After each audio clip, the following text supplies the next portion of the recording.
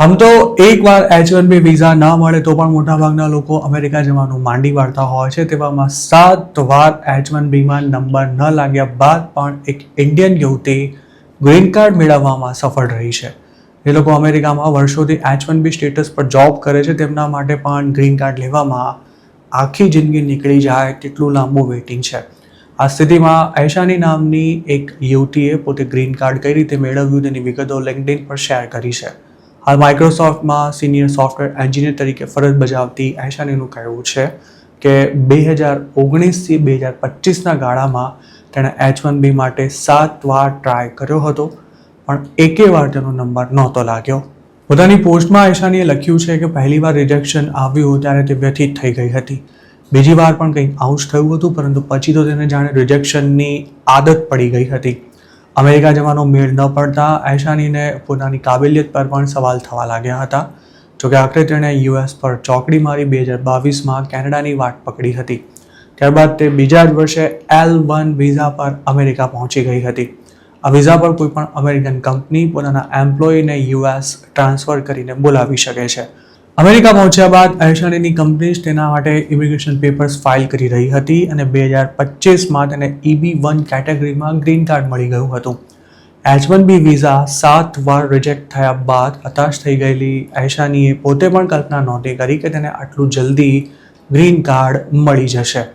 આ ભારતીય યુવતીને જે કેટેગરીમાં ગ્રીન કાર્ડ આપવામાં આવ્યું છે તેને આઇન્સ્ટાઇન વિઝા તરીકે પણ ઓળખવામાં આવે છે. જે લોકો એક્સ્ટ્રા ઓર્ડિનરી ટેલેન્ટ ધરાવતા હોય તેમને જ આ કેટેગરીમાં ગ્રીન કાર્ડ મળે છે. એમ્પ્લોયમેન્ટ બેઝડ ગ્રીન કાર્ડની અન્ય કેટેગરીઝમાં ખૂબ જ લાંબુ વેઇટિંગ છે. તેવામાં EB1 કેટેગરીમાં ઇન્ડિયન્સને સૌથી ઝડપથી ગ્રીન કાર્ડ મળી શકે છે. જોકે આઇન્સ્ટાઇન વિઝા માટેની શરતો ખૂબ જ આકરી છે અને કોઈ રેપ્યુટેડ કંપની અથવા એમ્પ્લોયર તેને સ્પોન્સર કરે તો જ આ કેટેગરીમાં ગ્રીન કાર્ડ મળી શકે છે. હાલ અમેરિકન કંપનીઓમાં મોટા પાયે ચટણી ચાલી રહી છે જેમાં માઇક્રોસોફ્ટ પણ બાકાત નથી.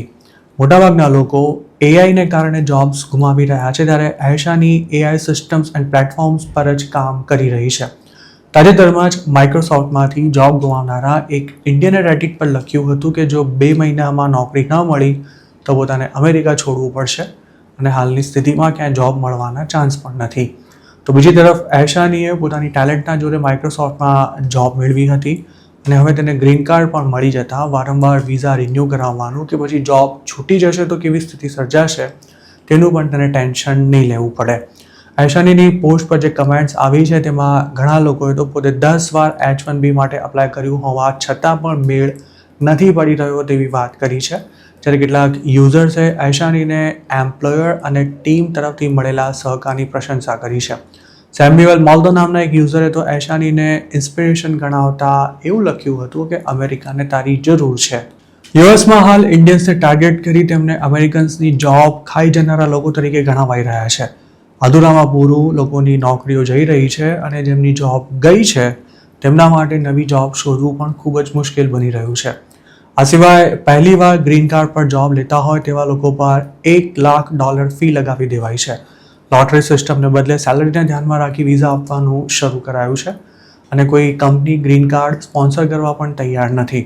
આ સ્થિતિમાં મોટાભાગના ઇન્ડિયન્સ હાલ અમેરિકામાં ટેન્શનમાં દિવસો કાઢી રહ્યા છે અને આગામી સમયમાં આ સ્થિતિ વધુ ગંભીર બનવાના પણ પૂરા એંધાણ છે.